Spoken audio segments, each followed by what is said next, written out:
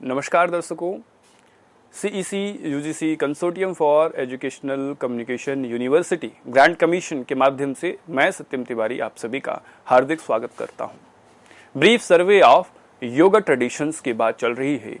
योग का साहित्य अन्य भारतीय साहित्यों में किस प्रकार से मिलता है, क्या समायोजन है, किस प्रकार से उसके उद्धरण, उसके रेफरेंसेस हम वेदों में हमने देख लिया है। अब हम देखने वाले हैं आयुर्वेद में, आयु का जो विज्ञान है उसमें हम देखने वाले हैं योग का स्वरूप। तो मैं पहले बता दूं, योग का जो स्वरूप है वो महर्षि पातंजल कृत पातंजल योग दर्शन पातंजल योग सूत्रणी के द्वितीय अध्याय साधना पाद में अष्टांग योग में मिलता है। जो अष्टांग योग में है वह हर जगह है, जो अष्टांग योग में नहीं है वह कहीं नहीं है। इस प्रकार से अगर हम कहें तो महर्षि पतंजलि को हम समझ सकते हैं, अष्टांग योग को हम समझ सकते हैं। तो चर्चा हम देख लें, विषय वस्तु देख लें कि क्या क्या हम आज के चर्चा में रखने वाले हैं। तो हम यमों का स्वरूप देखेंगे आयुर्वेद में, नियम का स्वरूप आयुर्वेद और योग के परिप्रेक्ष्य से देखेंगे, शोधन क्रियाओं का परिप्रेक्ष्य देखेंगे आयुर्वेद के अनुसार और योग के अनुसार। पुनः हम योगासन और आयुर्वेदोक्त व्यायाम, आयुर्वेद में व्यायाम की चर्चा मिलती है, एक्सरसाइज व्यायाम की बात मिलती है। तो योगासन और व्यायाम में क्या समायोजन है, क्या कंपैरिजन है, वो देखने का प्रयास करेंगे। फिर हम देखेंगे प्राणायाम का स्वरूप आयुर्वेद और योग की दृष्टि से। फिर हम देखेंगे प्रत्याहार का स्वरूप योग एवं आयुर्वेद की दृष्टि से पुनः देखने का प्रयास करेंगे। धारणा, ध्यान, समाधि का अभ्यास, समाधि का प्रयोग योग एवं आयुर्वेद की दृष्टि से। अब बात करते हैं कि यह देखने का प्रयास करना ही क्यों है, आयुर्वेद में योग देखना ही क्यों है। क्या कोई बीच में कोई समानता है, आयुर्वेद और योग में कोई कनेक्शन है? दुनिया कहती है, लेकिन इसको समझें कैसे, इसका अभ्यास हम समझें कैसे, क्या इसमें तर्क दिए जा सकते हैं, क्या इसमें संकल्पनाएं दी जा सकती हैं। तो जब आपने अगर पुराने लेक्चर्स देखे हो तो आपको पता होगा कि योग की उत्पत्ति हम हिरण्यगर्भ से मानते हैं। हिरण्यगर्भ के 7 उदाहरण हमने देखे थे, 1 2 नहीं 7 उदाहरण देखे थे, जिसमें हिरण्यगर्भ ईश्वर भी हैं और हिरण्यगर्भ प्रजापिता प्रजापति ब्रह्मा भी हैं, भगवान ब्रह्मा भी हैं। भगवान ब्रह्मा का भी जो नाम हिरण्यगर्भ के रूप में मिलता है।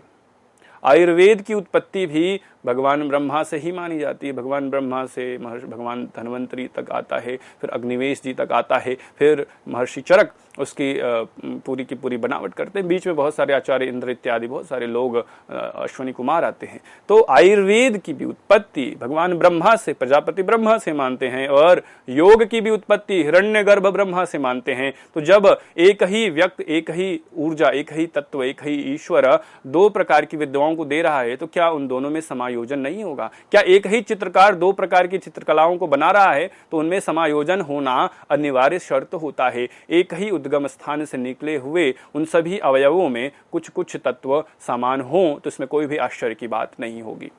एक आपने यहां पर तर्क देखा है। उसके बाद यह तर्क दिया जा सकता है, महर्षि पतंजलि जो योग दर्शन के सूत्रकार माने जाते हैं, उनकी जब स्तुति करते हैं, उनका जब हम नमन करते हैं, उनकी वंदना करते हैं, तो कहते हैं योगेन चित्तस्य पदेन वाचाम मलं शरीरस्य चतुर्वैद्यकेन योपाकरोत्तम प्रवरम मुनीना पतंजलिम प्रांजलिरानतोस्मि। तो यहाँ पर कहते हैं महर्षि पतंजलि मात्र योग और आयुर्वेद ही नहीं, महर्षि पतंजलि को कहते हैं योग शास्त्र, आयुर्वेद शास्त्र और व्याकरण शास्त्र, इन तीनों का जानकार बताते हैं, इन तीनों का सिद्धहस्त बताते हैं। कुछ विद्वान तो ऐसा भी कहते हैं कि इन तीनों की उत्पत्ति महर्षि पतंजलि से ही हुई है। यदि इस तथ्य से आप आशय नहीं रखते हैं, इससे एग्री नहीं करते हैं, तो आप इतना तो मान सकते हैं कि महर्षि पतंजलि इन तीनों विद्याओं में सिद्धहस्त थे। और मेरा कहना तो यहाँ तक है कि एकमात्र महर्षि पतंजलि ही नहीं थे, जितने भी ऋषि थे, जितने भी ऋषि मुनि देवर्षि महर्षि राजर्षि थे, वे सभी विद्याओं में पारंगत होते थे। वे सभी कॉमन नॉलेज उनका सबका होता था। तो योग और आयुर्वेद का उद्गम, योग और आयुर्वेद का विकास साथ साथ हुआ है। ये सिस्टर डिसिप्लिन्स हैं और अन्योन्श्रित हैं, एक दूसरे पर आश्रित हैं। तो आयुर्वेद अस्वस्थ को स्वस्थ बनाने की बात करता है। अस्वस्थस्य स्वास्थ्य प्राप्ति, स्वस्थस्य स्वास्थ्य रक्षणम, आतुरस्य विकार प्रशमनम च। आतुर है विकार का प्रशमन करने के लिए, स्वास्थ्य की रक्षा करने के लिए। ये दो उद्देश्य आयुर्वेद के मिलते हैं। अस्वस्थ व्यक्ति को स्वस्थ बनाना और स्वास्थ्य की रक्षा करना आयुर्वेद का लक्ष्य है। योग का लक्ष्य क्या है? अस्वस्थ व्यक्ति के स्वास्थ्य की प्राप्ति के बाद स्वस्थ व्यक्ति के स्वास्थ्य की रक्षा करते हुए स्वस्थ व्यक्ति को समाधि की, आत्मस्वरूप की, कैवल्य की, निर्वाण की, मोक्ष की प्राप्ति करा देना योग का लक्ष्य है। तो आधा भाग आयुर्वेद कवर कर रहा है, आधा भाग योग कवर कर रहा है। यदि आधा न रहे, आयुर्वेद न रहे, तो आप स्वस्थ नहीं हो सकते। और यदि योग न रहे तो स्वस्थ का क्या कार्य है, उस स्वस्थ का क्या उपादेयता है, उस स्वस्थ का क्या बेनिफिट है, उस स्वस्थ का क्या भविष्य है।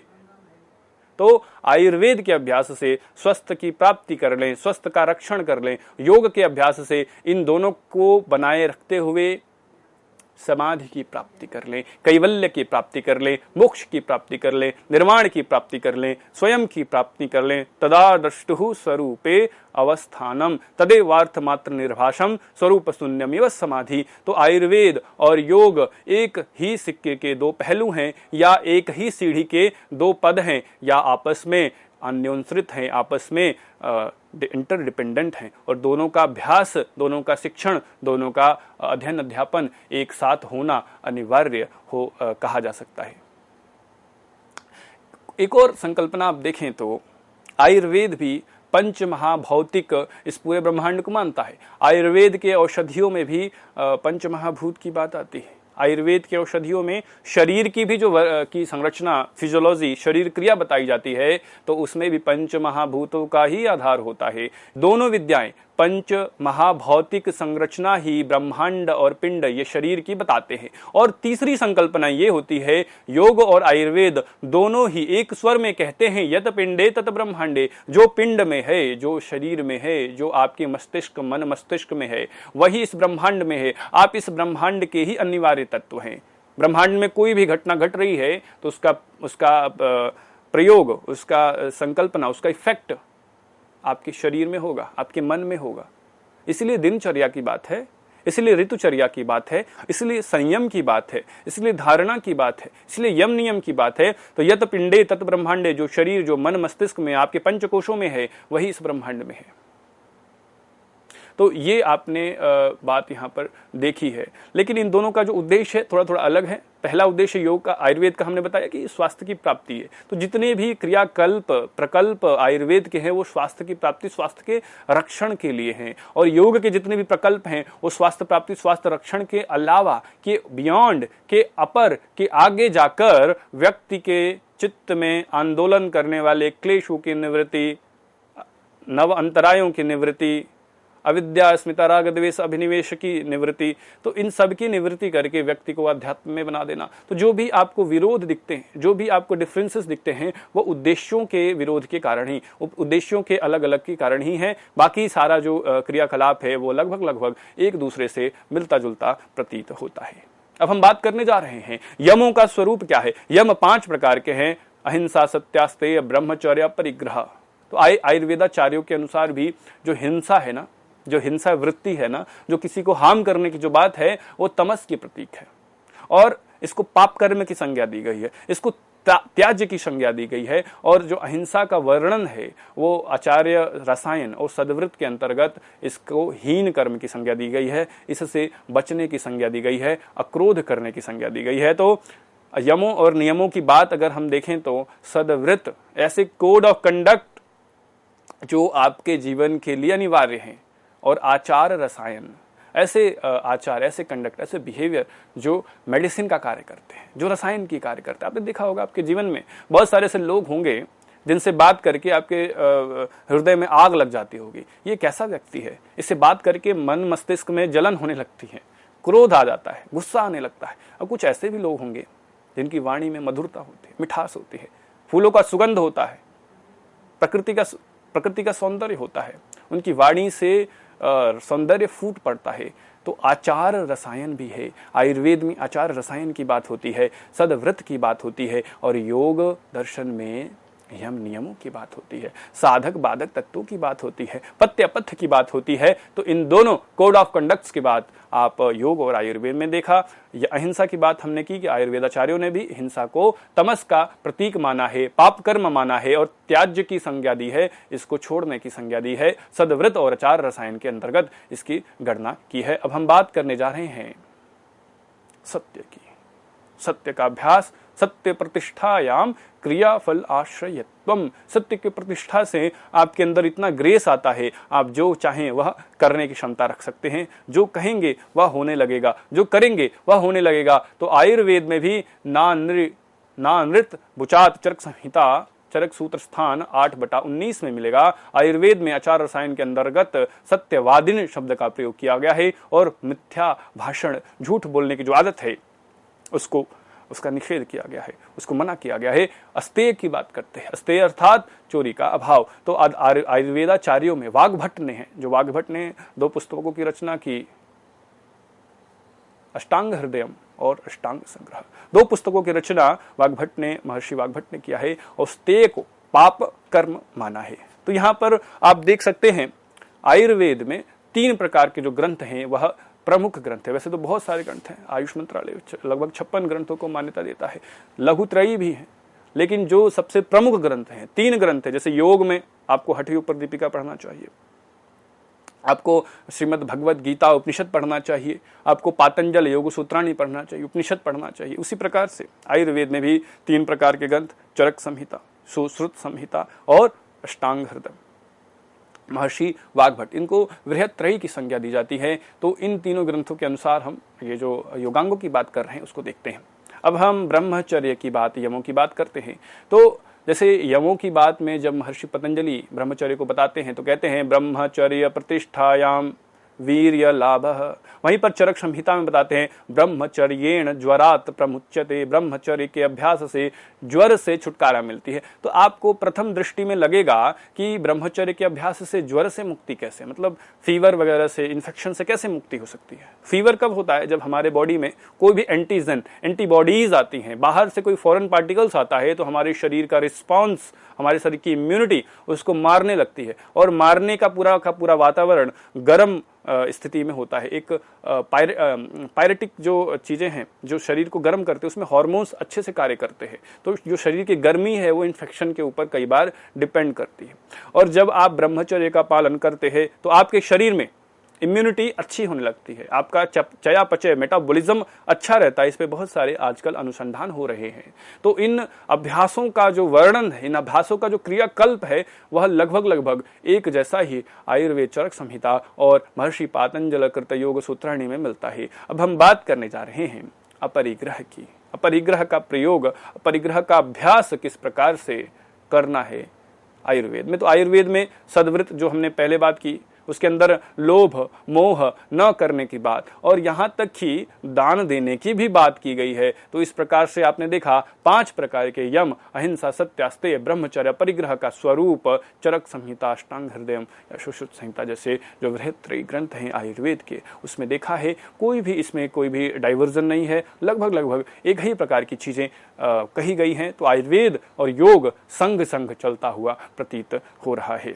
अब हम बात करने जा रहे हैं नियम का स्वरूप क्या है योग एवं आयुर्वेद में। मुख्य रूप से आयुर्वेद में, योग में हमने बोला शौचात स्वांग जुगुप्सा परैर संसर्गः सत्व शुद्धि सौमनस्य एकांद्र इंद्रियजयात्म दर्शन योगत्वानि च। बहुत बड़े बड़े प्रकल्प, बहुत बड़े बड़े बेनिफिट्स बताए शौच के, हाइजीन के, मेंटल फिजिकल हाइजीन के।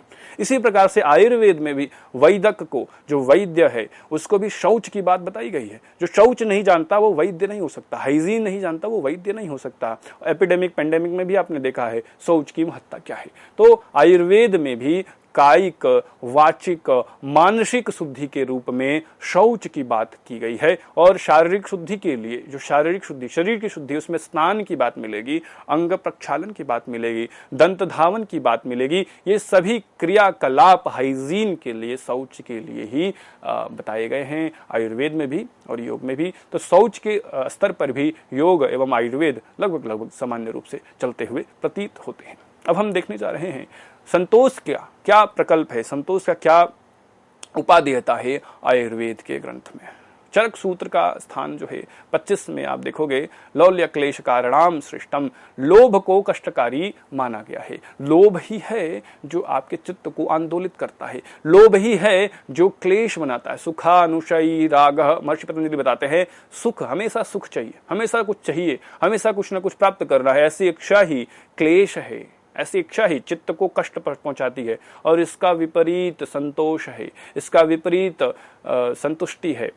तो जितना कार्य किया उतना मिल जाए, यह संतोष है। और जितना कार्य किया उससे 10 गुना, उससे 2 गुना, उससे 1% भी, 1% भी ज्यादा अगर आपको चाहिए तो वो लालच है, विशुद्ध रूप से वो लोभ है। तो लोभ, मोह, मद, मात्सर्य, ये षड रिपु हैं। ये आपके जीवन के सबसे बड़े दुश्मन यही हैं। ये आपकी भावनाएं जो आपको अंदर ही अंदर खोखला कर देती हैं, आपको अंदर ही अंदर कष्ट का अनुभव कराती हैं।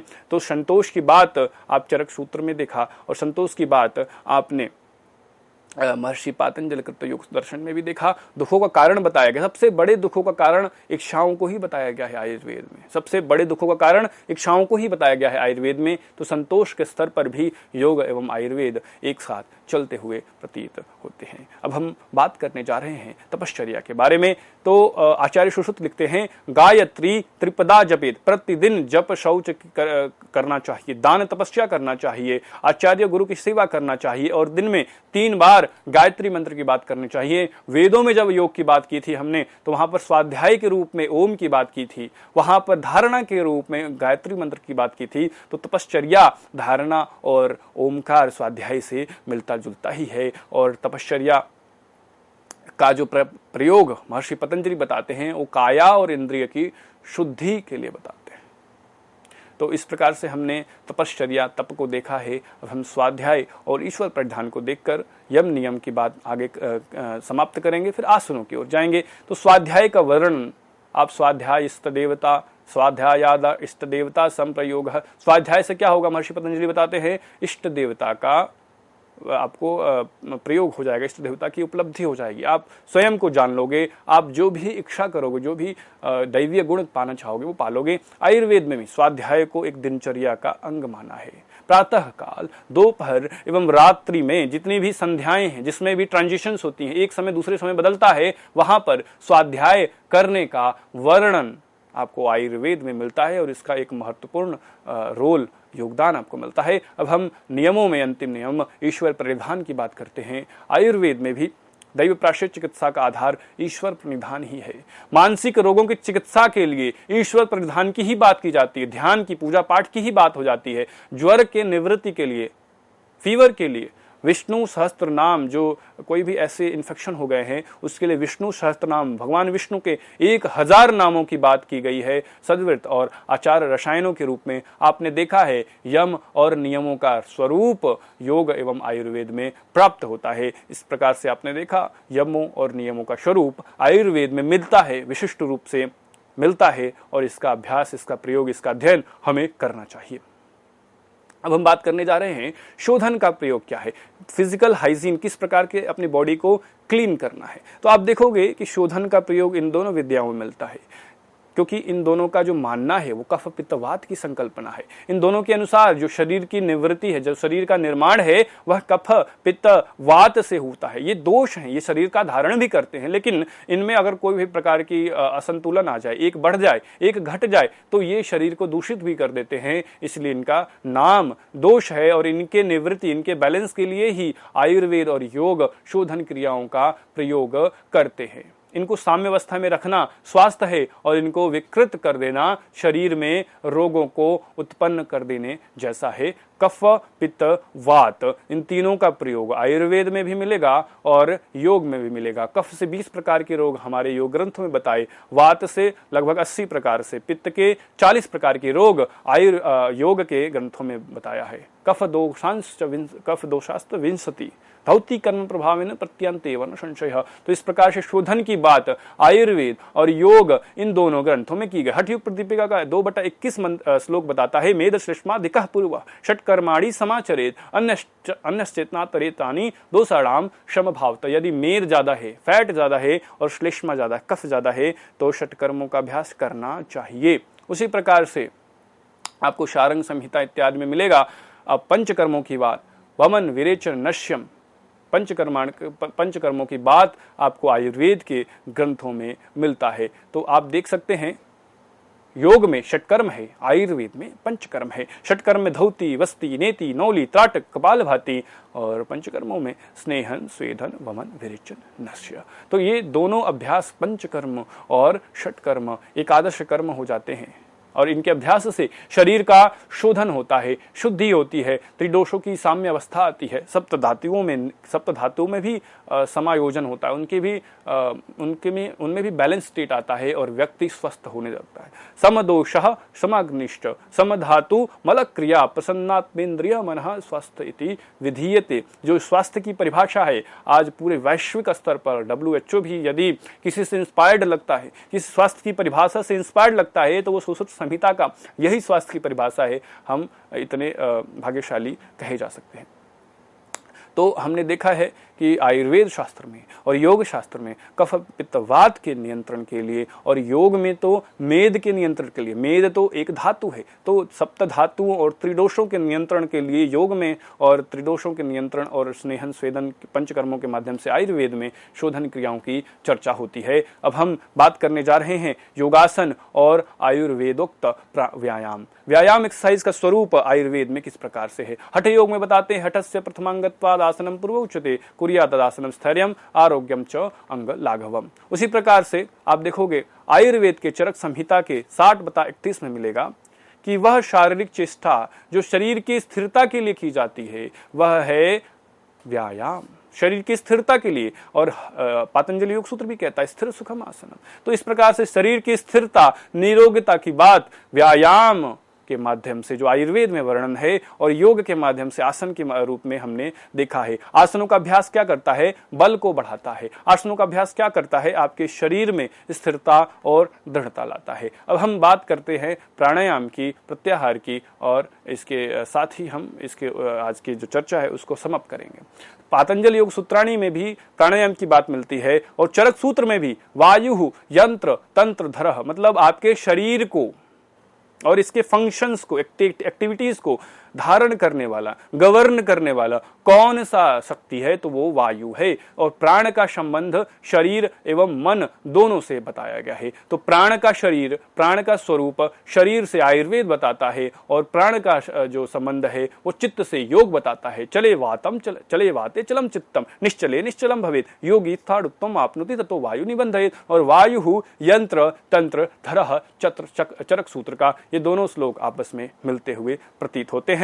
5 प्रकार के प्राण, अपान, समान, उदान और व्यायान, इनका संरचना, इनकी आकृति, इनका व्यवहार आयुर्वेद और योग इन दोनों ग्रंथों में मिलता है। अब हम बात करने जा रहे हैं प्रत्याहार की। योग सूत्र में अपने विषयों से चित्त को हटाकर, अपने विषयों से इंद्रियों को हटाकर चित्त में लगा देना ही प्रत्याहार का स्वरूप है। और इंद्रियों के निग्रह को, इंद्रियों के अति योग, मिथ्या योग और अयोग, बहुत ज्यादा इन्वॉल्व हो जाना किसी चीज में, या बिल्कुल इन्वॉल्व ना होना, या गलत ढंग से इन्वॉल्व होना, ये 3 बहुत बड़े प्रॉब्लम्स है। प्रॉब्लम्स ऑफ सेंसरी परसेप्शंस, आपके जो सेंसेस है ना उनके रॉन्ग ओरिएंटेशन के, उनके रॉन्ग अटैचमेंट के कारण ये रोग, ये प्रॉब्लम्स उत्पन्न होती हैं। और आयुर्वेद और योग दोनों ही प्रत्याहार की बात करता है। चरक संहिता शरीर स्थान 1/21 में आपने इंद्रिय निग्रह की बात कर्म मनसा स्वस्थ निग्रह के रूप में देखा है। धारणा, ध्यान और समाधि के माध्यम से आज के इस व्याख्यान को हम समाप्त करेंगे।